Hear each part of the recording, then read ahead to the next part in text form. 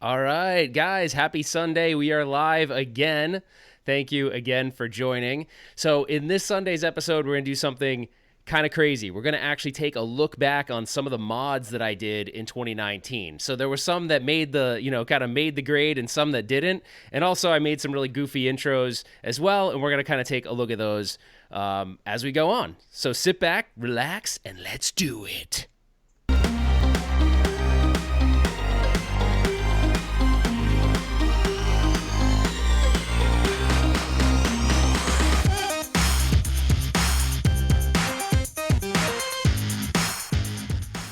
All right, we're back. Justin's dancing to the intro. So, Justin, what's been going on since last week? What's been new with you? A lot of crazy stuff going on. Both of us have been really busy. I've been working on the website deals.consolekits.com, shameless plug, adding some new features to it, and got some new products in. Let's see, you did some stuff on the countercade, but I picked up the Partycade. Nice, so, dude. The Partycade. Love it. I'm thinking about, I gotta have a thumbnail for my video, right, with lots of balloons on it, because we're gonna throw a party. Yeah, the Partycade. Absolutely. Yeah. Anything else? So what you been up to? Well, so funny you should ask. I got a bunch of products in this week. So the Toy Shark came in this week. I haven't had a chance to do anything with that yet, but it's I did unbox it. I did put it together. So maybe if you guys have questions, you can throw them in the chat and we'll get to them. But I did some basic stuff. I did play it for a little while, but I can't say I gave it any longer than about 10 minutes. I just didn't have the time. But we can talk about that. So I got the Toy Shark. I got the Neo Geo arcade stick came in, the Arcade Stick Pro. I'm excited about that. And then something totally unexpected came in, and I started... First of all, I have pictures of it and didn't have time, and I'm gonna see if I can upload them while we're talking here. But I got the Black Series of the Street Fighter 2 cocktail cabinet, and the thing. I mean, dude. First of all, I don't know. 1UP's like totally. So at first, it came in like this really kind of boring brown package. And I was like, oh, I'm just going to open it up a little bit. And I started opening it up, and there's like this slick, like really cool package. Like they did a really good job. So kind of like they did with the Marvel cabinet. It's a custom package now, but it's like really nice. I don't know. It looks nicer than their old like packaging, as far as like the standard packaging they used. So anyways, it looked really, really good. So I'm pretty excited about that. I started to unbox it. So basic stuff, I'll tell you real quick before we even get started. It's using the Gen 3 PCB, so I did take the top off just to see what it was using. It's using the Gen 3 PCB. It's got a really thick piece of plexiglass on it. It is not the same plexi that was there on top of it at E3, at least to my recollection. And then the other thing is it's using the new BOE monitor. But I was taking a look at it. It also looked like, I was looking at it through the plastic, it looks like it actually has real... It looks like it has real freaking T-molding too. So I was like, dude, they did it. Yeah, so it looks pretty cool, and it would be very easy to mod it. As far as the monitor goes, my only problem with that is, will the stock board interface with the monitor that I'd like to use? I don't know. I haven't gotten that far yet, but I plan on at least trying that out because I'm not going to be able to contain myself. Yeah, that's an interesting part because you're talking about like it's got 12 games on it, right? So if it's using the Gen 3 PCB with 12 games, that's a pretty hot board. Like it's pretty powerful. And so if you want to get more real estate, now we're talking about a whole new generation of mods where you keep the PCB but swap out the monitor so you have a larger, form factor. And I know we'll talk about this because of the theme of this show being modding. We will talk about this, but I wouldn't want to necessarily take that board out. It's got a great collection of games. Yeah, honestly, I like it. Like, I'm actually kind of stoked. So, yeah, it's almost like reverse modding. We want to do, like, baby mods, right? And I think that goes to show, we've been talking about that, Ralph and I have been talking about it, about the way the cabinet looks is actually super, super important. There's some people that have been saying some negative things about Toy Shark, and it's because of the looks. And when the Street Fighter, head-to-head cabinet first came out, it was not the Black Series, and people are like, it's okay. It looked like when the Black Series came out, everyone's like going crazy and going like, I gotta have the Black Series. Let's be honest, the yellow Pac-Man one, that's ass. Like, it was ass. It looked like ass. It did. But the black one's one's like hot. It's hotness. It's like seriously, like That's how Dad did it. That's how America does it. And it's worked out pretty well so far. I'll get that timing Now, at the end at some point. Now, I got to ask you a question. We talked about this before. You were working with a band to see if we could get the rights to a Toy Shark song. Is that right? Yes. And did you get the rights? And we do. We can use it. No way. Yeah. I don't actually have it queued up, but I will queue it up because I forgot. But yes. So for my video of the Toy Shark review, we do have a special Toy Shark sort of edition song for you guys, which is pretty cool. So that took a little bit of doing, but that's pretty cool. So anyway, we're gonna get right into it because we have a lot to cover. So basically the premise of this is I'm gonna show you my favorite mods that I worked on. So not like all mods, but the ones that I worked on that I liked the most. And I'm also gonna go into like how this all started. So I was getting Christmas stuff out of the storage unit, and I was like, holy crap. I mean, I have a bunch of modded cabinets in my house, but I also have a bunch of modded cabinets in my storage unit, some modded, some stock, but I have so many of these things. And I was like, Justin, we should just do a video that's kind of talking about the ones that I did. And also the funny thing is about all this is that I just thought I did all these intros and kind of tried to, have some fun, with it. And I kind of laugh at some of the intros now, like almost in such a way where they seem funnier to me, maybe because they're cheesy or whatever. But yeah, so I figured we could just roll right into it. I have an order here. The order we're gonna do it. My printer at my house is broken, and I'm old school, and I like to print stuff out. So the order we were gonna do it is I got it right in front of me. He was trying to mod his printer, and it failed. exactly. Yeah, some things I do are very old school. So I think we should roll right into it if you're cool with it. All right, so we're gonna go into it. Justin and I have just shrunk, and we're going to play the first video, which is the intro for the Tatsunoko versus Capcom mod that I did. All right, we're going to roll it. All right, everybody, Ryu is here, quiet on the set. Oh, Jesus, another day. Okay. Hey, guys. How's it going? I need a tan really bad. Hey, Ryu, how's it going, bro?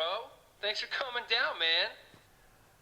So, all right, guys, what game are we going to do today? I mean, seriously, I feel like I've done it all. All right. Ryu. All right, lay it on me. Tell me what it is. Lay it on me. I'll listen, okay? Ryu. I'll listen. This is going to be super hot. It's a really popular game. Everyone's super into it right now. Trust me, Ryu. So I'm just supposed to trust you. This is some super hot, cool thing that everyone's into right now. Trust Great me. acting. This is the hot trend Wouldn't right steer you now. wrong, bud. This is going to totally All kill right, it with the young gamers. They're going to be all over it, man. It's going to be super Okay. hot, bro. All right, fine. Trust I'll do it. us, I'll do it. Okay? All right. I'll do it. All right, everybody. I've done every versus game on the planet. It's better not be a versus Trust game. me. All right, everybody. Back to positions. And cue opponent. Oh, come on. Seriously? So I don't know I love the toasties. That was great. Oh, shoot. Sorry, my intro. We're still here. Hold on. All right. Sorry about that. Okay, so that video, the funny thing is if you see me pop out from the corner and say toasty, that was the first time I introduced the cowboy hat. So I had never introduced Cowboy Retro Ralph. So technically that was the first time he showed up. So Cowboy Retro Ralph did the toasties. Yeah, definitely. But I guess right now what we can do is we'll run the first video of the first mod. I don't have the audio, but so the first mod I did actually, of course, because this is where you're like, all right, guys, so let me show you how this is done. Yeah, so this was the Tatsunoko versus Capcom mod. This was kind of cool because this board itself is actually not easy to come by. So the game itself, Tatsunoko versus Capcom, was actually released on the Nintendo Wii, but as far as arcades go, it was Japanese releases only. So if you saw this game in the arcade, it would have been Japanese imports in like candy cabs. So that's why it was kind of unique. And it took me a little while to get the button configuration down properly and everything. But the one thing that was really cool is I was able to find the original arcade board for this. That's why you'll see, if you're looking at the screen, everything's in Japanese. There's only two places that I know of that actually have the original cabinet. One is, or have done reproduction cabinets. One is actually Galloping Ghost, and I can't remember what the other one was. But this was just a game that I hadn't been introduced to, and someone showed me, and I was like, oh my gosh, this game is so cool. I think maybe because it was only on the Nintendo Wii did it not really take off, you know? So the artwork on this was a mashup between Tyler Goodman at Arcade Graphics and then I think Game On Graphics, or I can't remember. So I think it was Game On Graphics. I'll correct it in the show notes if I don't remember it. And then the marquee was Scott Evans' marquee. This was before he was doing the blackout marquees, but yeah, and the coin door is an X-Arcade coin door. I tried to make it look as authentic as possible, but the thing is there was no real arcade cabinet of this, only candy cab. So I kind of had as much creative freedom to do what I want. I upgraded the monitor to a 19-inch monitor, but I just really loved this mod. It was fun. I didn't really know the game that well. I did some interesting things on this one. I used better quality speakers, and I mounted them on the back, and I had a switch. That on and off switch was to turn the marquee on and off, which is kind of cool. But yeah, this was like one of my favorite ones. So I didn't know if anybody in the chat had questions, but the 19-inch monitor is from Holland Computer. It's a little pricey, but it looks really good. It's usually used in 19-inch cocktail cabinets. It's actually what I was considering using for if I consider modding the Arcade 1-Up, the Arcade 1-Up cocktail cabinet. So right. So this one uses VGA then? Yeah, this uses VGA because I did that because the actual arcade board that's right there that you see had VGA out. So I figured I might as well, yeah. So this is not the Wii mod. This is actually, you got the imported arcade board VGA out. Yeah, that is, but it's based on Nintendo Wii, but that is the actual one, yeah. You can see it's there. Slick, man. Yeah, and it still does use an arcade power supply. So you still do need an arcade power supply. And then that little I.O. board is actually, it connects USB-A to the actual system board there, and then you get your JAMA outs from that board. You have to have that board, or else you can't actually use it. Yeah, which is pretty cool. So this was definitely I wasn't familiar with this hardware, so it was one of those things where this was all brand new to me. I was learning how to how to get this thing, working. One of the other interesting things about this video is that I actually sent, there's a website you can go to see where, it's not always 100% accurate, but there's a website you can go to and it'll show you where active arcade games are.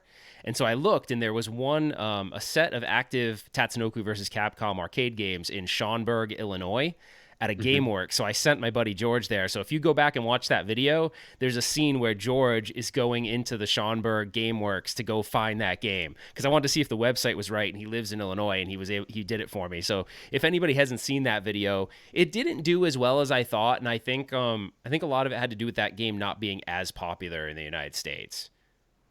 Yep.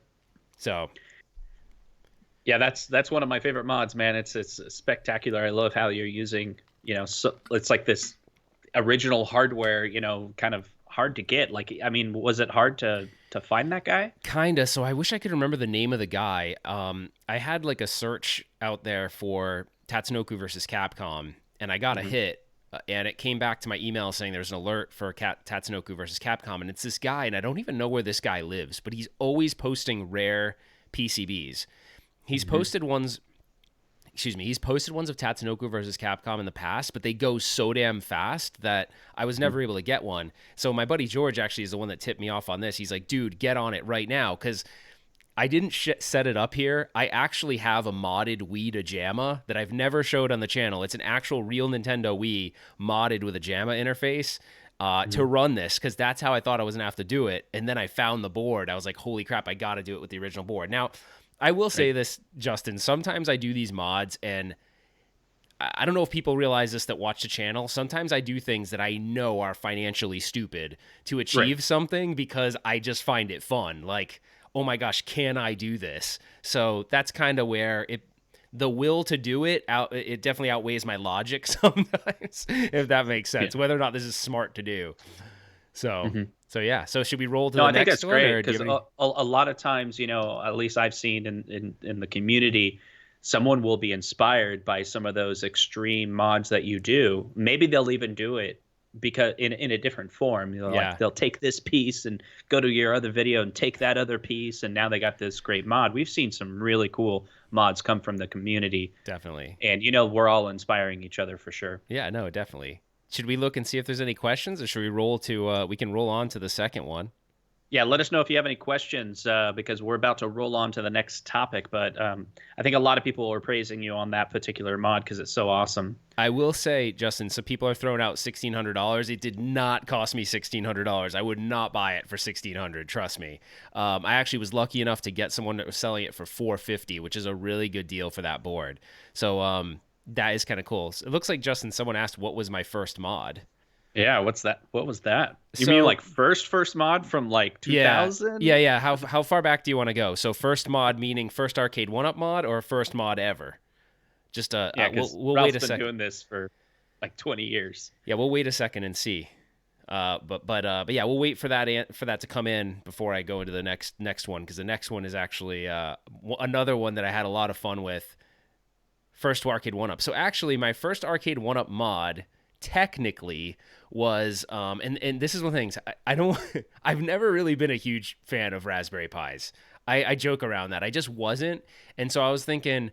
And then I had seen, and this is actually really what was happening at the time. So there was someone out on the internet that posted an arcade 1-up video. It was like they got one of the first cabinets, and it was a female, and she showed the back of the monitor. So of course I was like, holy crap! I tried to pause it on what the model of monitor was so I could figure out, could I put a video board on it?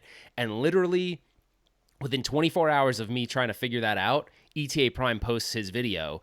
But at that time, I was thinking about what mod I was going to do, and my first mod in my mind was going to be a Pandora's Box. So my first mod was actually a Pandora's Box inside the arcade 1-up, and I actually never filmed it, which I'm kind of bummed out about that. At the time, financially, I was trying to use one cabinet to do multiple mods, so I had a Street Fighter 2, which was a really great base cabinet to start modding, and that's what basically everyone was using, because the button configuration was such that I had 6 action buttons, and you already have a start button, so you really only had to add 2 select buttons or 2 coin buttons, and you were good to go. So yeah, that was my first mod. And then my second one was kind of crazy, because my second one was a Street Fighter 4. I don't remember what my second one was. We'll have to go back and look. I don't actually remember. But we'll roll into the next one. All right, everybody, So of Ryu course is here. that's Quiet not what I on wanted to the do. set. Okay. The next one is right here. I'm not going to tell you. I'm not going to reveal what it is. We're just going to go right into it. This is the intro for it. Hey guys, pretty bummed out right now, dude. Not gonna lie. I mean, I weighed about like Wave 20 1 pounds arcade less, by the way. cabinets are come and gone, and there's a ton of room for improvement with those things. So there's like modding heaven, and then Wave 2 comes, and they decide, oh, let's put lit marquees on, and let's do Mortal Kombat. It's like, well, what about me, man? I need stuff to do. Like, I've been modding, all these cabinets all this time, and what am I going to come up with next? It's like, unless I come up with some genius idea or think of a game that hasn't been done before, I'm kind of stuck. I just need like some creative spark. Yeah, spark, man. Just think of one cabinet to do right now. What could it be? Oh, I got a game. You can give me a lit marquee, little golden tea, and all that, but guess what? Mortal Kombat, that's cool though. Not gonna lie, Mortal Kombat's cool. But there's one game you gave us a taste of. You said, hey, look into the trailer. We got something special. I'm gonna take a little picture so you can see a little sliver of it. But we're not gonna get it. You're not gonna give it to us. Why? Why? Why? Why? RetroRalph will give it to you. RetroRalph wants to give it to you. So in this episode, boom shakalaka, let's do it. Hey guys, pretty bummed out right now, dude. Okay. Yeah, So, I loved that intro. That was one of my favorites. Okay, so that one, honestly, I'll tell you guys how that starts. So I want to, if you're interested, hopefully you are. I'll go into a little bit of what sparked that. Dude, so I was drinking this coffee at the time called Death Wish, and it's like it claims to have the most caffeine of any like commercially available coffee. And I drank that coffee. Ralph, how long is this story? It's not that long. I drank that coffee, and I was like, dude, I'm doing the intro right now. I'm doing it right now. And I had a Phoenix Suns jersey. My son had the basketball, and I'm like, we're doing it right now. And I was just all amped up. And so I was just like, I don't know. I was like, the stupid sliver of the thing, like, dude. And then everyone was saying NBA Jam confirmed and all this nonsense. So there was no NBA Jam confirmed. But anyway, so the reason why this mod was so cool is I was able to get my hands on the original NBA Jam Tournament Edition board, and it had all the original manuals. That little slick right there is actually for an arcade owner to do real competitions in his arcade. Like, dude, this was a sick find. At the topper, that's original topper from the real one. It has the tournament sign-up sheet that an arcade owner would have used. Like, I was so blown away when this guy's like, I'll sell you this. So I don't know if the guy that sold me this knew what he was giving me, but it was pretty awesome. There is one mistake on this control panel. If you notice it, the button on the right is a little higher than the button on the left on player 2, which is really funny, but I screwed up, and I screwed up when I measured it, and I was like, shit. But I don't mind telling you guys, it is what it is, right? But I did match the control panel as exact as I could, but reduced it down to 2 players. The marquee artwork could have been a little bit better. It looks a little bit washed out. It looked better in person than it did right here. And then this was another one where Tyler Goodman over at Arcade Graphics did the graphics for me. The top graphics, I believe I got, the control panel, that's from Shane at DIY Retro Arcade. I'm telling you, if you guys are getting into modding for the very first time, go to DIY Retro Arcade. Yep. He's got such great stuff. So on the back, you're going to see two stereo speakers. One of those switches is a potentiometer. So the one below it, that's a potentiometer for the volume, and that's original equipment. The one on the top is a switch for the marquee on and off. So that was always, that was kind of a staple when I was doing mods. I was always doing the rear speakers. I got made fun of for it. This I messed up on. If you look, you can see some burning on the upper left of that switch. That burning is from my Dremel. I was going a little shit house with the Dremel, and I got a little crazy. So you can see that. Yeah. But I'll open this up for you so you guys can see it. But this was definitely one of my favorite mods because I used the original NBA Jam board, and I was so stoked to get all of the original stuff that came with the board, right? To get the manuals and have it all be intact was so cool. So when I take off the back, you're going to see the original printed circuit board is going to be on the left. Now, this is a midway board that was kind of interesting. So some of these, I guess I jumped to the switch. So there's the switch. You can see I kind of hacked the wood a little bit. And I usually mount a power strip in there because I want a single on and off option for these boards. I didn't realize I went to that. So now you're going to see, this is the typical thing, right? I call this the ETA Prime video controller board because it's the one that everyone knows about and that has used forever on those Wave 1 and Wave 2 monitors. This is interesting. So this is the Midway PCB for NBA Jam. It comes in 2 parts because it had a separate soundboard. So without that ribbon cable hooked up to that other board, you won't get any sound out of this NBA Jam cabinet. So this was a gigantic board to put inside an arcade one-up. And I had planned on putting a coin door on this, and I didn't. There's your video converter that converts the CGA signal from the PCB to something, a modern-day monitor can recognize. So this one was really fun, I think, because it was pretty authentic and true to the original, and then the fact that I used the original board. That's the run-of-the-mill power supply I usually use. It's fairly inexpensive. I can't remember who makes that one.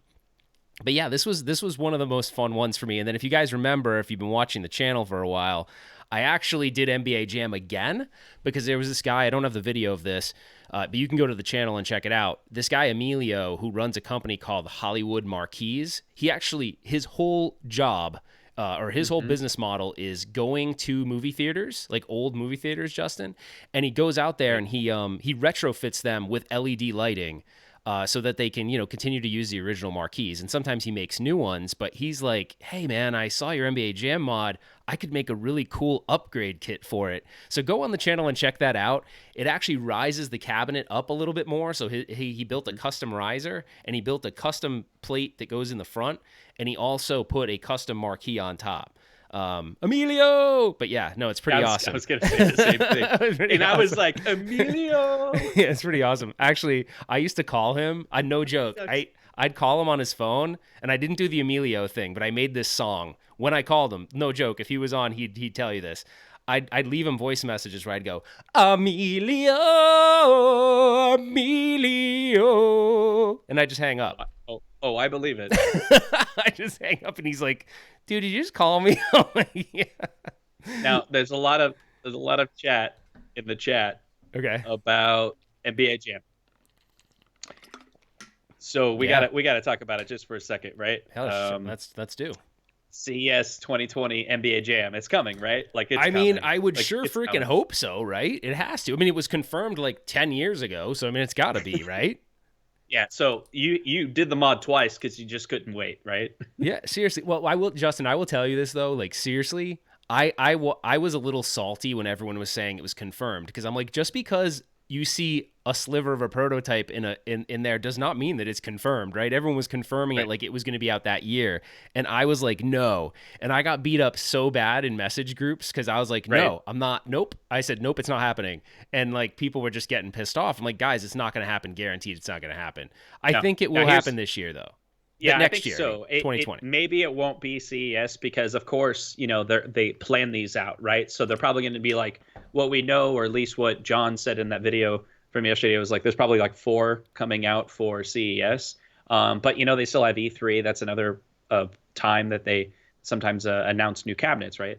And so they may release, a handful at CES and a handful later. So maybe NBA Jam will be a later 2020 release. Maybe they won't get it at all. Maybe. I actually think that they will, but I will say someone made a comment in there about the other show that was running, and John D. I can never say his name. John D. Said a bunch of stuff on that show, and I think, oh, Joe Sabo's in here. Hey, Sabo, what's up, man? You're actually going to be featured in this video, so that's really cool to have you on there. I just noticed that you're in here, so Joe Sabo's artwork will be featured for sure, because he has to obviously be in the top 5. I mean, there's no way he couldn't be. But yeah, I don't even know what I was saying. I lost my train of thought. The other reason why I think NBA Jam is probably coming, if you listen very closely to the marketing at E3 when they announced Teenage Mutant Ninja Turtles, every single time they talked about it, they kept on saying, this is our first 4-player cabinet. Now, NBA Jam, this is our first 4-player cabinet. Or, I'm sorry, Teenage Mutant Ninja Turtles. I don't know why I slipped and accidentally said NBA Jam.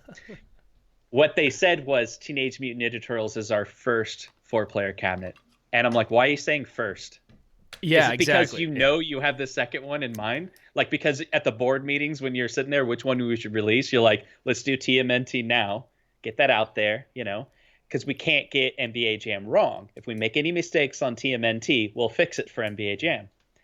So they're like, this is our first one because, NBA Jam is next. Yeah. That's my theory. But I will say, going back to, I think John D. in that interview said a lot of things some things I think he said that were accurate.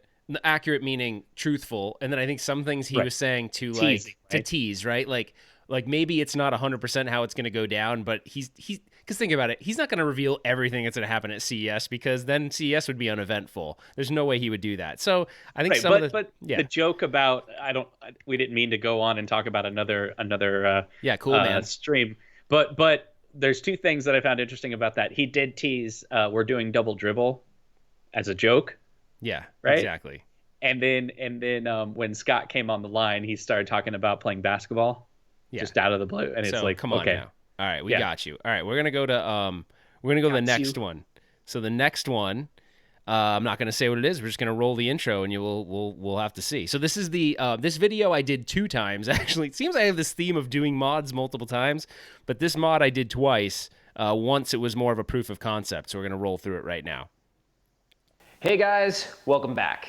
You ever drive a race car professionally, move up through the ranks, get sponsored, only to be intimidated by the current champion? Happens all the time. I know. Every day. You know what I'm talking about. All the while, you just want to drop the hammer. I do. All you want to do is drop the hammer. I want to, RetroRalph. Tell me. This proof of concept?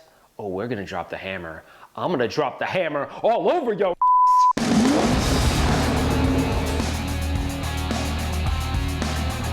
Okay.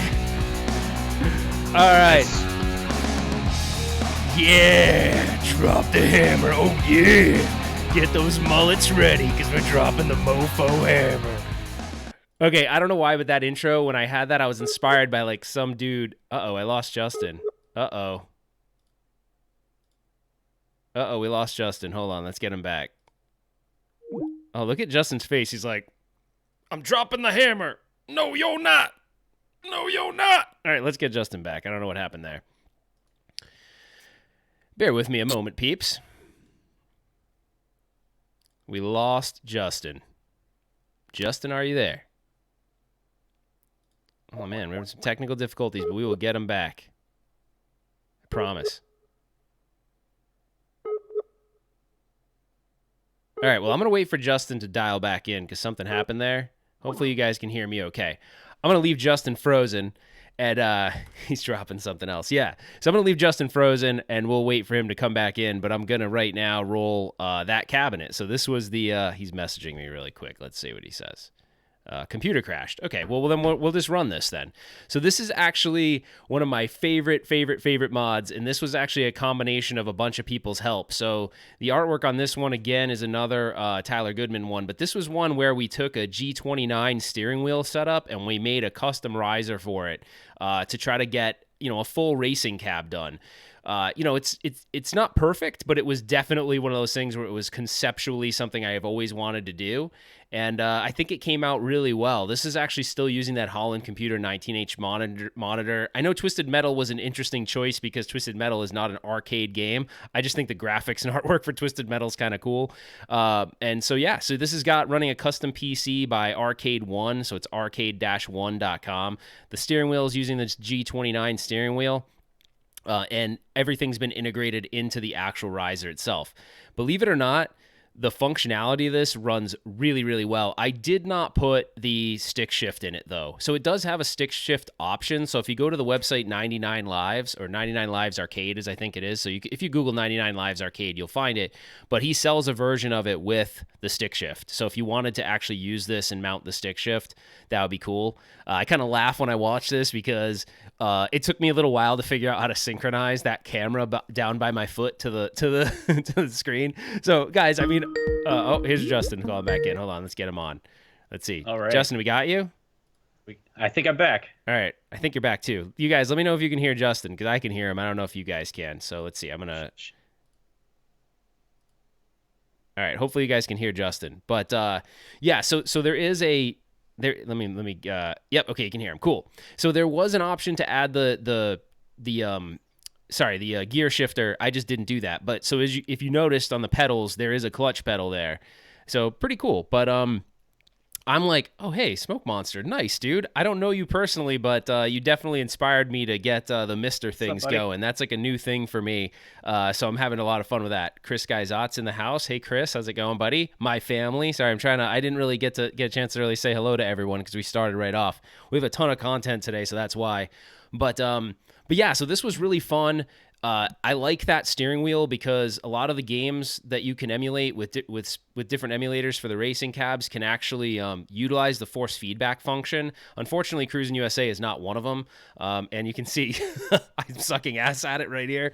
But one of the Daytona USA is so awesome with this steering wheel on this cabinet. So I don't know, this actually wasn't too bad as far as overall cost. I don't think I needed to mod the monitor. I think that kind of put me over as far as cost on the cabinet. But those G29s you can get on sale right now, and it's not too bad.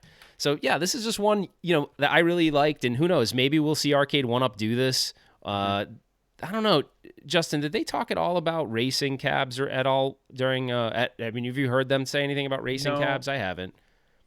Not specifically, like where there was any clue that they were actually going to do it. All we've heard, and I think you even mentioned this before, is everyone was really surprised with the Star Wars cabinet how well they actually did the yoke. I think we talked about it on a previous podcast. We were talking about how Glenn from Glenn's Retro Show, he take a look at it when he was in New York, the Star Wars cabinet, and he was like, he was planning on building an aftermarket Star Wars yoke because he assumed, I'm assuming his assumption was that Arcade 1-Up would do one that was a little cheaper, and there would be room in the market for a much higher quality version. Yeah.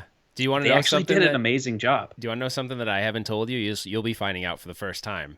Guess so. Obviously, I did the mod on the Star Wars where I put the Allen 1 yoke on, right? Yep. Guess who has my old yoke? Guess who I sent it to? Oh, you get it to Glenn? I did. Glenn has my old yoke. So I think he's still moving along with the yoke project. I just don't know what he's marketing it to. I don't know if he's planning on putting it on a 1-Up or just as a cost-effective yoke for a MAME PC or something like that. I'm not really sure what his plan is with that. But I did send him my old one. So that's kind of cool. So he's got one. And maybe there's something in the middle, right? Because to remind everyone who may not have seen it, because maybe people didn't see your Star Wars cabinet, right? But you put what? Sorry, what was that? I was just rubbing I was showing off my arcade 1-up fanboy Okay. sweatshirt, my soccer shirt, whatever. Because I remember the Star Wars cabinet's not in our list, right? Today? No, it's not. Well, Right. it could have been, but it's not. Could have been. But he put an Allen 1 yoke in his Star Wars cabinet, which is about a $300 to $500 yoke. And you mentioned this before where it was like, why don't you go ahead and say what you thought about that? Yeah, so the yoke in the Star Wars, first of all, the Star Wars cabinet feels way different than all of them do. I feel like that's the first one where I set it up and I was like, like this feels like an arcade machine. I don't know. Like it almost fools you a little bit because the controls were really good. The cabinet shape was the original design or pretty close to, and it's a little bit taller because that riser's a little bit taller. So I was like, like I don't know. It has a different vibe to it, that machine. There's no reason to change that yoke out. They did a really good job using sort of more budget-friendly parts to reproduce something that is rather expensive. Now, the guys over at Allen One have reduced the price of the yoke to I think $350 now. So, but still, I mean that's a lot of money. There was no point in really doing this mod. Yeah, I just wanted to see if it was possible to just map it to the original PCB because I was like, could I make this a mod where I literally just replace the controls, but then hook it up all to their original equipment parts? And it did. It worked. And so, and once you calibrated it, it felt freaking good.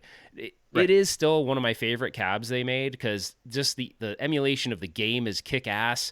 They did a spectacular job on that cabinet. Yeah, we were talking about that earlier today and this is probably their first cabinet where it's starting to get into what we're calling a pro line. Yeah. You know, among the 3/4 scale arcade 1-up cabinet, these are intended to be inexpensive under that $500 price point. But this one's right at $500. And it's fair that they did it at $500. And even now you can get them at Walmart for $399. So they've already been discounted, but that doesn't mean they didn't sell a lot. I think they sold a lot of them.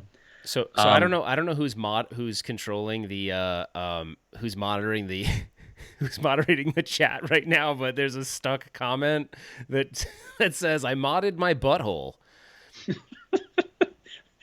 What did you mod it for? Like, was it fine the way it was, or is that like kind of saying like it'd be stupid to mod your butthole like it would be to?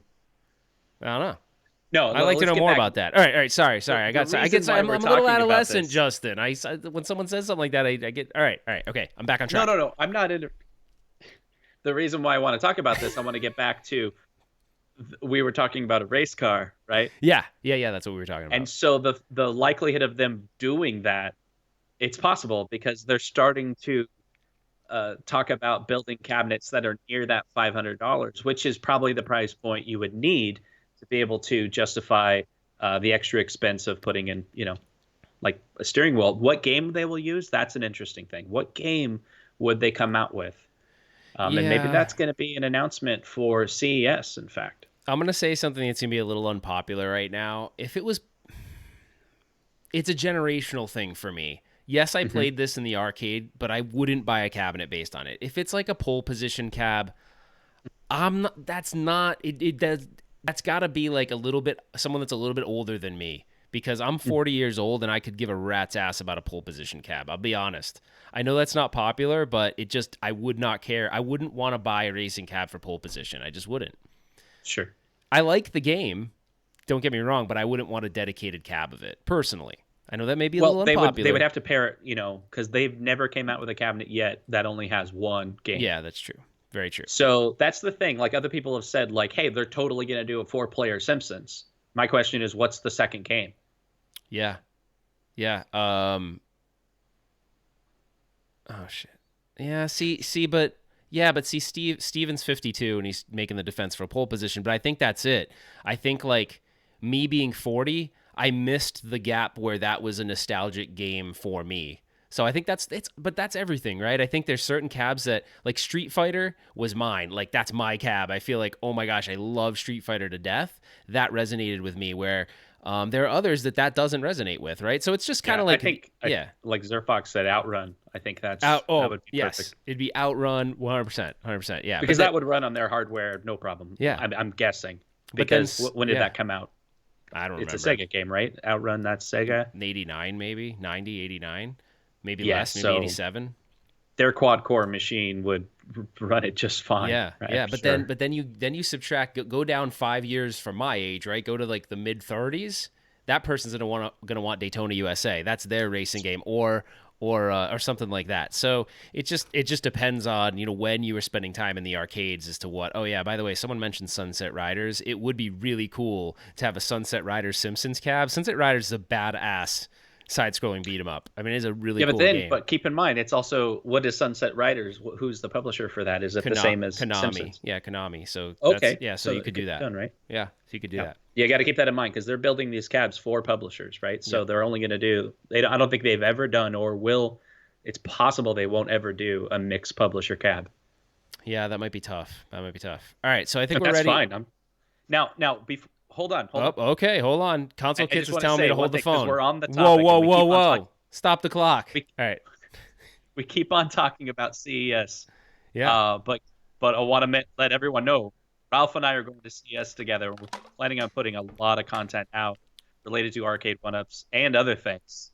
So We're working stay to the tuned. bone. Like, we are literally working to the bone. Like, I plan on us, like, I mean, Justin and I have talked about it. It was like, this isn't going to necessarily be a fun trip in the sense that we're encompassing and enjoying the conference. It's going to be work. Like, we're going to go out there and hustle. Yeah. So it's going to be fun. So do me a favor, double check your subscriptions to Ralph. Make sure you're subscribed. Make sure you have that bell on all, because come the 1st of January, we're going to try to go live a lot. And we don't know when we're going to go live, but they're going to be hot. I'll say that. Yeah. Sounded kind of sexy, Justin. Hold on a second. Little bit. No, but like right away, we're going to be there when they do the announcements, and then we'll be talking about it. Yeah. Justin so- said it's gonna be hot. It's gonna be Gonna be me hot. and Oh, I'm Console really excited Kids. because Ralph and I have been hanging out a lot, but we've actually never met, so that's kind of weird, right? Yeah. But By the way, CES, definitely not sharing a room. 100% not sharing a room. I Not gonna do asked that. him if he was cool with that, and he was not. Nope. I was like, No. dude, I don't have a lot of money right now, and he's like, get your own room. I'm like, all right. Yep, own room. Cause you know. That's That's how Dad did it. That's how America does it.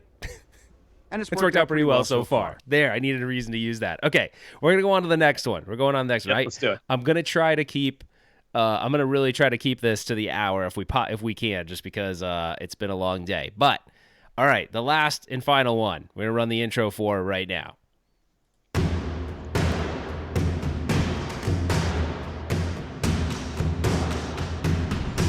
Get over here!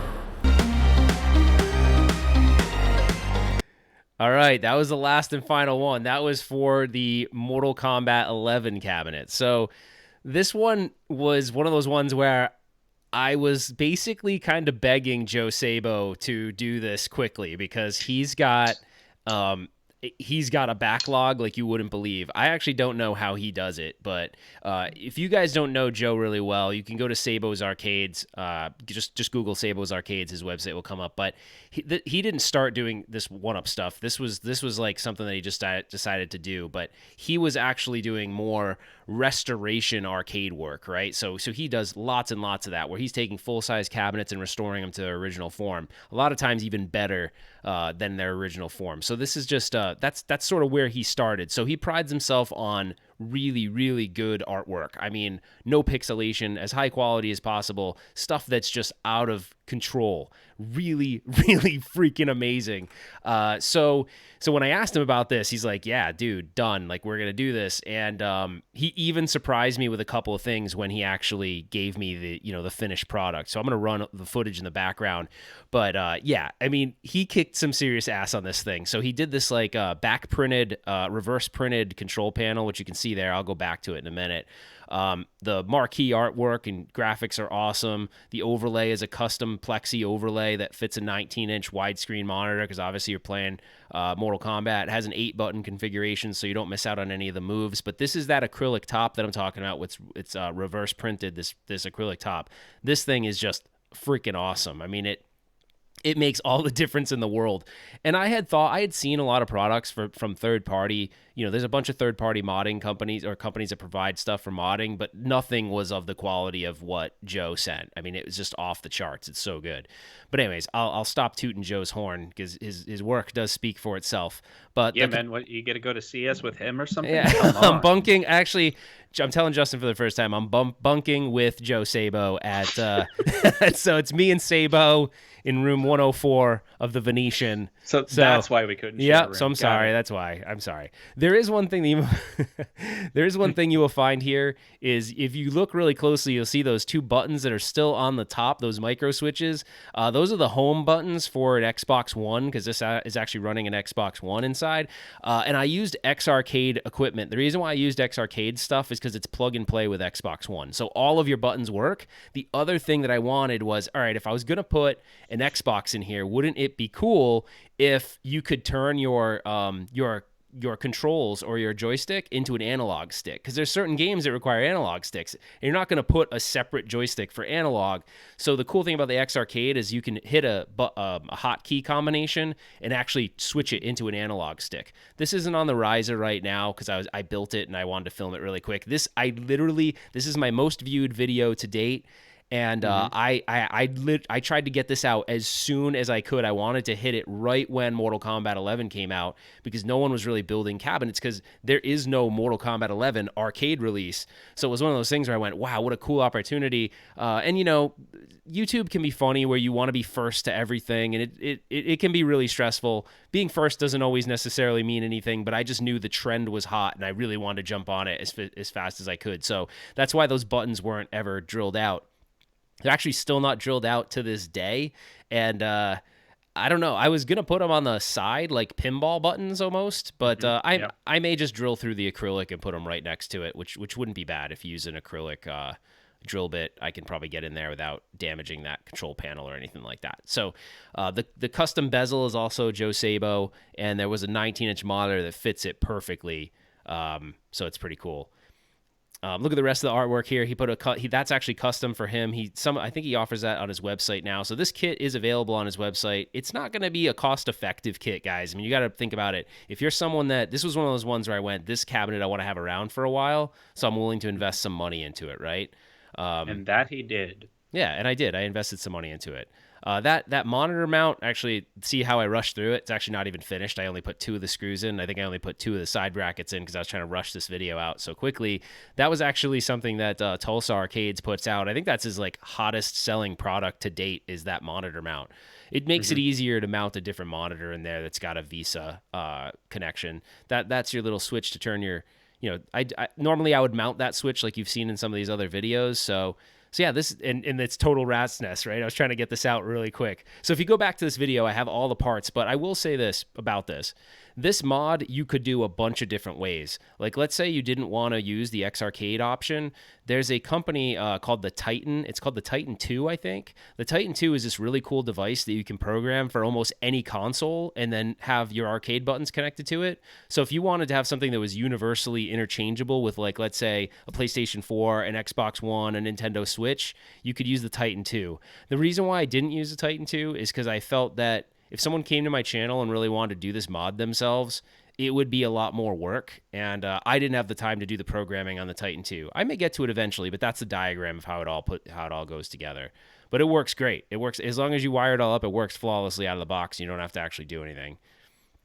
So yeah, and I actually gutted out some of the stuff I gutted from an actual tank stick, but you can buy the stuff yourself. I found out after you could actually buy the stuff. I didn't realize that, so I went and gutted my tank stick for literally no reason because I could have just bought all the parts separately. So there's the big dummy moment for me where I was like, oh.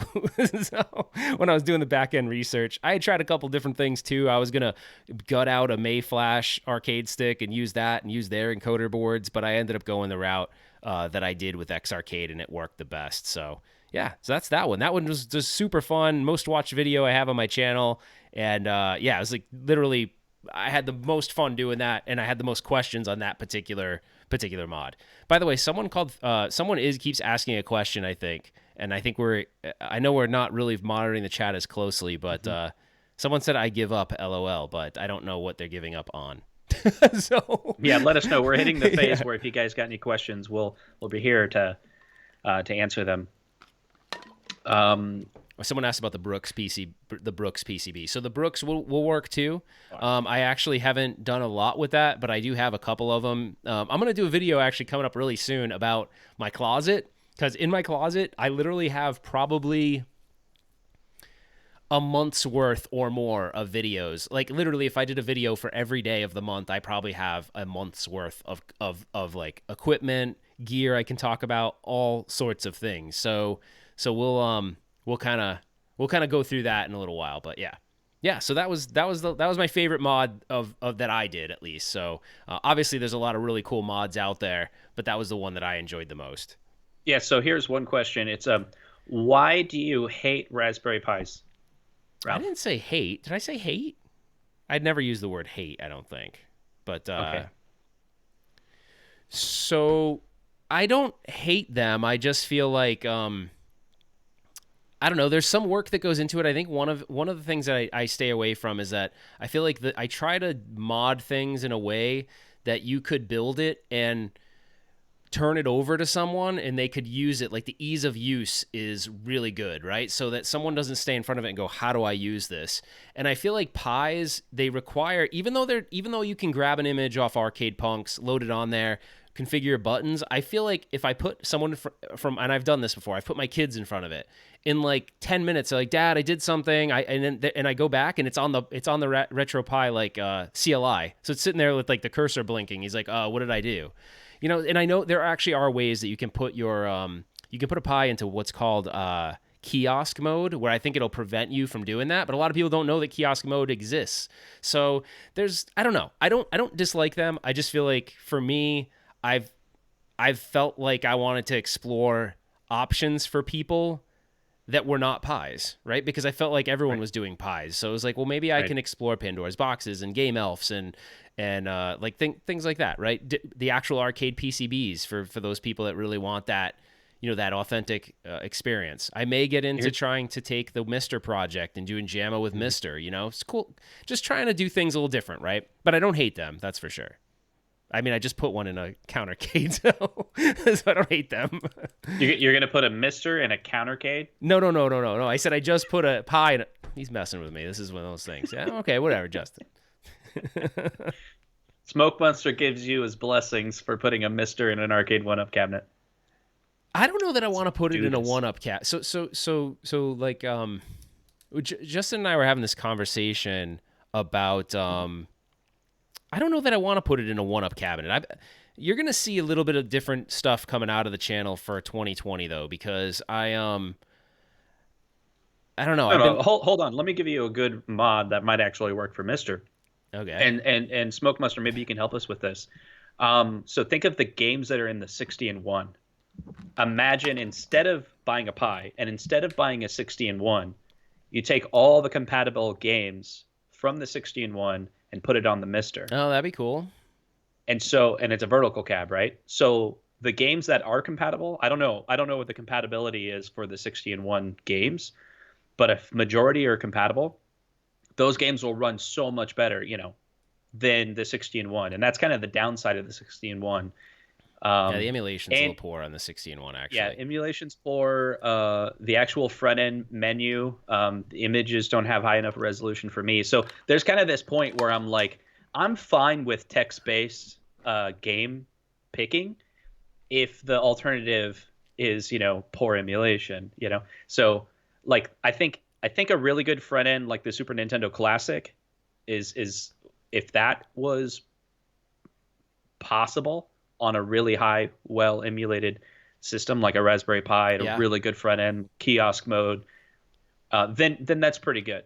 But then again, Mister is so great, you know, like the quality is so up there that maybe it'd be worth it. Because how much is a 16-1? They're like what, 50, 60 bucks, right? Yeah, you get them for about 50, 60 bucks now. Yeah.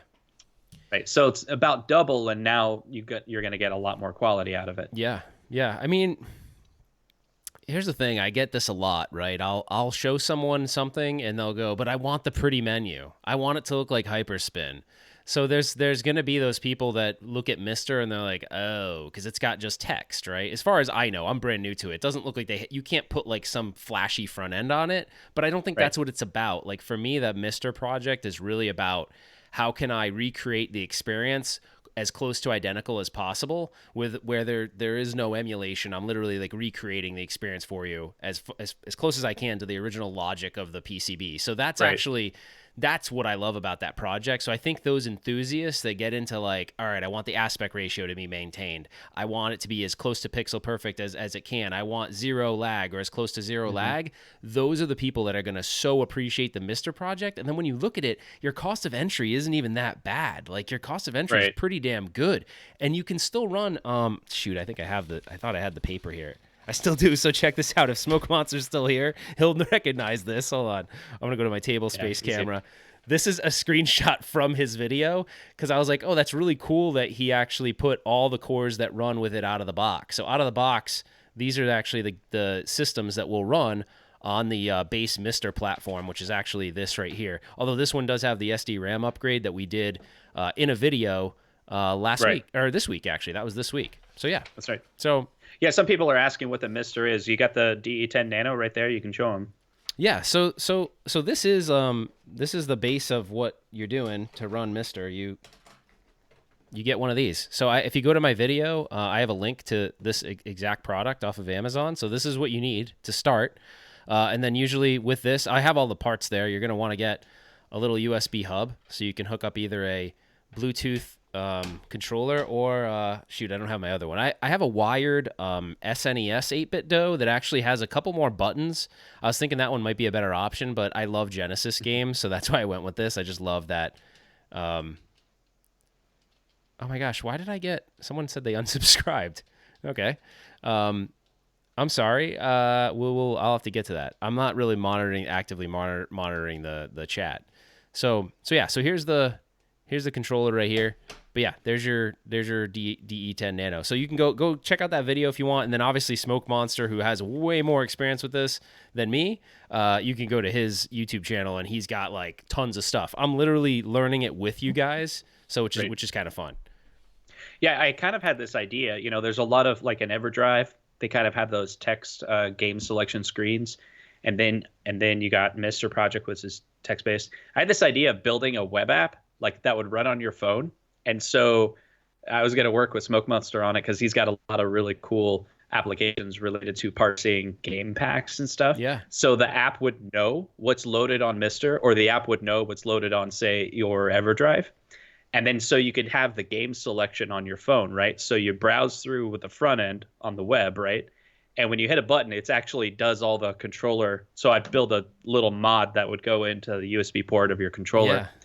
And it would actually press up, down, left, right, whatever to get to that game really fast for you. It would just like boom, and it'd pick the game for you. That'd be kind of cool. I was kind of thinking of, if anyone was interested, maybe I'd build something like that. Yeah.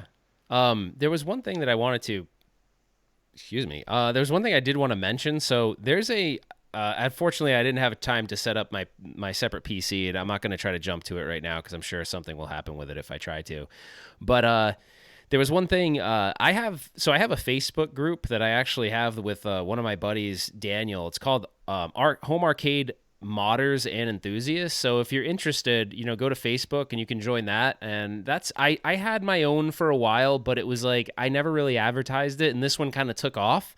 So it's got close to 1,000 members in it, but it's not really meant to be just Arcade 1-Up. It's meant to be like home arcade. So anything home arcade. So whether we have people that talk about original PCBs where they're just running games on original PCBs. We have people doing Mister, we have people doing Pies. We talk about Pandora's boxes. So we talk about everything. So go check that out. That's so I'll try to pull it up again. So yeah, if we missed your questions in the comments, we're in the chat. We're sorry. So go to the Facebook group, and then you can harass Ralph there, and he'll totally reply. Yeah. I'm sorry. We had so much stuff to cover for this this show because we wanted to cover all of those. Wanted to cover those 5 mods. I also wanted to bring back up a little bit of I thought we could talk a little bit for a second, maybe initial reactions on the Toy Shark, if you want to. Yeah. If you want to. Yeah. So. For those that don't know, what is Toy Shark? So there's a product called Toy Shock. It's a new three-quarter scale type pinball machine, right? But once it came out, Ralph accidentally called it the Toy Shark, and I kept on making fun of him saying Toy Shark, and it kind of stuck. So now we're calling it the Toy Shark. So the company, we called them and asked them if they would change the name, but they didn't get back to us yet. So that's the Toy Shark. So yeah, so what the Toy Shark is it's a entry into this 3/4 scale market, right? They're trying to bring out, so instead of, like Arcade 1-Up trying to bring arcades 3/4 scale to your home, they're trying to bring pinball or virtual pinball 3/4 scale to your home. The problem with this is where it kind of starts is that it is interesting. Virtual pinball is like its own thing, right? Because technically you're taking software, like virtual pinball didn't exist in a cabinet at first. It actually existed on, if you guys remember, what was that crappy game? And actually it wasn't crappy. It was pretty fun. What was that game? It was like in Windows 95 or maybe it was Windows XP. I can't remember. Remember that virtual pinball game that was like embedded into the operating system? I can't remember what it's called. Someone will definitely remember what it is inside the chat. But so basically, it was always software, and then the software got better and better and better. But in the beginning, it was really just a video game that was based on pinball. You know what I mean? So it was kind of like, oh yeah, it's kind of like pinball, but it doesn't have a lot of the dynamics that you'd expect. So it doesn't really recreate the experience. And then as the years tick by, a lot more, the emulation got better. The systems got really, they got really beefy from a PC perspective, and they were able to track the real dynamics. Because think about it, when I'm playing a mechanical thing, right? Because this is software trying to act like a mechanical thing. When I hit the ball, the gravity of the real gravity is pulling that ball back down, right? Because those tables are slightly slanted. That's a hard thing to emulate in software to make it feel real, right? And so if you do it on the cheap, and you don't have the processing and you don't have the frames per second, it really just feels like a pinball video game, right? Like it's a scaled down version of that, where the real high-end virtual pinball devices are trying to trick you into being like, this is as good of an experience as you can get, where we've got the solenoids and we've got all those things, the force feedback to kind of make it feel as real as possible. And then there's middle of the road ones like I have. It's expensive, the one I have, but it's still not perfect. But I made the mistake of, I've entered the market with a pretty expensive unit, and I'm now opening up this Toy Shark thing, and it's like, it's hard for me, because what it feels like is I feel like I'm playing a slow video game that's supposed to look like pinball with really crappy audio. I don't know if Bobby V is in the live chat right now, but dude, he said in his video the audio is bad. It's really bad. Like the audio, you want that immersion when you're playing pinball. It's that the audio alone, it could have helped if the audio was better, but for the price point, what are they going to do? You know what I mean? It's $400. See, I still love that theory, and someone in the chat said this a few weeks ago. I think it's one of the best. Should I say it? You know what I'm talking about, right? What? I don't know what you're talking about. Okay, I'm just gonna go for it. So the line was, "What if Toy Shock is all like, hey guys, we said it was a toy. Why do you guys think that we're trying to build like an actual pinball machine that you would like? The commercials have children in it. We're marketing it to children. Stop thinking it's going to like bring back your childhood. You're not our target audience." And if all right, I'm gonna entertain you for a minute. If that's true, right? If it is just a toy, right? Then good. Then okay. Then I would say it's a no for me, dog. Right. That was my Randy. That was my babe. That was a really weak Randy Jackson. Hold on. That's gonna be a no for me, dog. All right. Yeah, I mean, I think about it. So if you got some younger kids, right? If you put, how old's your daughter? She's 16. She would have no interest in that thing. But I did show my son. So if you want to hear my son's feedback on it? Okay, so my son is 11 and his friend is 12. Right, so they were here this weekend, and I was actually setting up to film it because I want to do it justice and talk about the good and bad, because there's some things on it that are kind of neat. But anyway, so I set it up there, and his friend was like, "Hey, what is that?" I was like, "Oh, it's this virtual pinball thing." His friend was like kind of interested in it. My son like got up to it And his problem was, he actually said this. He goes, I feel like when I hit the button, the flipper's like, it's not going, like it's not, he was trying to say it's not responsive enough, but he didn't really know how to say that because he doesn't know how to talk like technical terms of video games. But he's like, oh, he just felt like it wasn't responsive enough. I mean, think about it. He's used to playing ultra freaking responsive stuff like Fortnite, right? He's used to playing Xbox 60 frames per second fast, right? So I did a test. I brought him up there. They were like not as interested. His buddy gave it a little more time. I will say his buddy did play it up there with me for a little bit longer. He was somewhat interested. And then I go, hey, let's go downstairs and look at the one I have down there. And if you guys watch the channel, you know I have like a better quality one. That's pretty decent. So we go downstairs and they were like, whoa, but the volume's high. It has a subwoofer. Like when you're hitting the bumpers, like it feels like you can feel it almost. So it doesn't have force feedback, but the bass gives it a little bit of that vibe of force feedback. You know what I mean? Like it actually immerses you because of the sound. And if you remember, mechanical pinball, those machines are loud. Like that's the whole thing. Right. They kind of like entrench you into the experience. So I feel like, if it's just a $400 freaking toy, then so be it. But I don't want people to like, I will say, I really don't think that, like, I don't know. I just don't think that it's a modding kind of thing. I just don't. Like, I can't see spending $400 and then mod. I'm going to say this in the video, but I can't imagine hacking a $400 thing to mod it.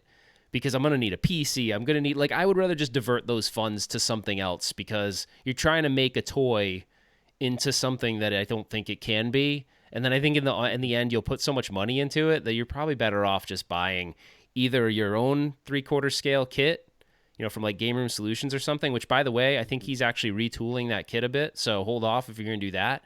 But yeah, or just saving the money and going with something a little bit more expensive. Well, think about it. Imagine a year ago when Street Fighter 2 came out and you were doing the initial investigation and then ETA Prime released his video. Imagine ETA Prime's video was this.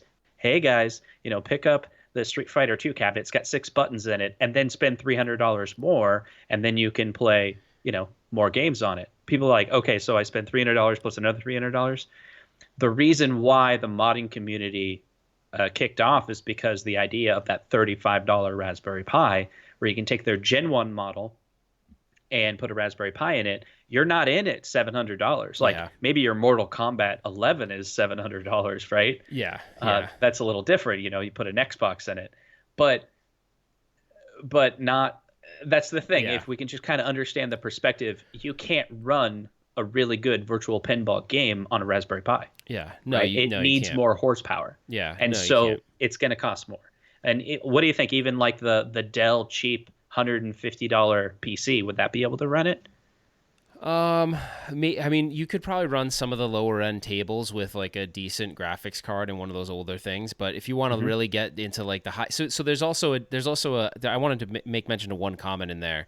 The one that Game Room Solutions has right now, I would contact Game Room Solutions. So Ryan has talked to me about leg compatibility of the legs with his cabinet. I believe his cabinet is compatible with actual, like the actual not production, but the actual like legit arcade legs, like the arcade legs for pinball machines. Yeah, so you have to contact him though, because he knows what ones for you to buy for that. I'm not claiming to be a pinball expert, but you can, I think, put professional grade pinball legs on that cabinet. So contact him instead of like going to the website and buying something. And I think he's also considering retooling that a little bit, knowing that this sort of like there's a little bit of hype around 3/4 scale, because I don't think he sells that many of those right now. But I think with Toy Shark coming out and people not maybe being a little underwhelmed, it might be a good opportunity for him to, definitely. So definitely email him, because I think right now he was on some sort of work business trip or something, so he might be a couple days delayed. So give him some patience, but I think he can. Yeah, I'm not a pinball wizard, that's for sure. Yeah, but I've played enough of virtual pinball to kind of feel like I know what I'm doing a little bit around the virtual pinball space. But yeah, not an expert. Well, there we go. Yeah, that's kind of it. I don't know. I think did we say it all today? I don't know if there's that much more for us to talk about. I think we've covered it. We're gonna have some more great content next week. We've already been putting together good ideas for a show. and we're trying to pack this with content that's interesting. Now, Ralph, did you put together a playlist? I begged you to put together a playlist of these top 5. I know you didn't do it because you're not good at those type of things, but I'm getting you to do it because these are, are great mods of 2019, and I think we could put together a little set, and maybe link it in the description and be like, these are the videos that we covered. Justin, someone made a mention in the I got to get back to this. So Steven Massey in the comments said something really, actually, this is actually what I was trying to say, but he said it in a much more elegant way. He's basically saying, look, if you're going to buy the Toy Shark and you're going to replace everything in it and start with a stripped out cab, don't pay $400 for the bones of that machine. And I 100% agree with that. But I will say this, I was actually pleasantly surprised with the build quality of it, though. Like, the legs are actually pretty decent. The cabinet, it's similar, probably like a melamine, cabinet like Arcade 1-Up, but it's pretty decent. The plunger, believe it or not, although it looks really odd, it does seem like it could stand the test of time for a little while. The buttons are kind of whatever. But yeah, so the overall build quality of the cabinet actually isn't that bad. There was one thing that I hadn't heard anybody mention yet. This was something that it's really true. So I can play a 1-Up on a riser, and I'm not hurting my back or anything. I feel real comfortable because the control panel is about the same height as a control panel on an actual arcade. The thing I noticed is, and I'm only 5'11 and a half. I say 5'11 and a half. I'm really probably 5'11, but whatever. I'll say 5'11. I've noticed myself kind of like doing this, like being hunched over, and like that's not really comfortable. You know what I mean? And when I went downstairs to play my full size, made it's a toy for kids. Yeah, it's a toy. But here's the thing, right? Anyways, we could go on and on about that. Let's actually talk more about that after I put the video out. But yeah, I just wasn't as I think it's being overhyped, put it that way. It's being a little overhyped because I probably started at the high end, and that's my problem. I bought a VP Cabs one first, and then I kind of bought other ones. So I feel like I started with what the experience was supposed to be, and so now I'm like really disappointed. It just, the whole overall feel of it feels slow. So I'll talk more about it in the full review. I just haven't had enough time for it. Hey, Michael, just joining this. We're finishing up the live stream just now, but yeah, this is going to be posted. You can rewatch it. Yeah, you can definitely rewatch it. But I appreciate everyone. I gotta let's get my. All right. I appreciate everyone who's joined. It was awesome. You guys have always, been huge supporters. And actually, huge news this week is that I'm going to put the music down a little bit. We got to, oh, shoot. I'm putting down the wrong thing. Hold on, guys. I don't even know what I'm doing right now. All right, we're just going to do this. So, those of you that supported the channel, holy crap, we're past 15,000 subscribers, which is amazing. I never thought that would actually happen, especially being like not even a full year into it. We're almost at the year mark. So I'm hoping to try to get some kind of year in review video done, but the holidays get really busy. So thanks for spending some of your Sunday with us. I appreciate that you guys are liking this new format. I'm really having a hard time doing this because on the right side I see Justin dancing and it's like wicked distracting. So it's really hard. Anyways. All right, guys. So this week I'm going to try to work on getting that Toy Shark thing out to you guys. Thanks again for joining. And always just remember, That's how Dad did it. That's how America does it. And it's worked out pretty well so far. Take care, guys.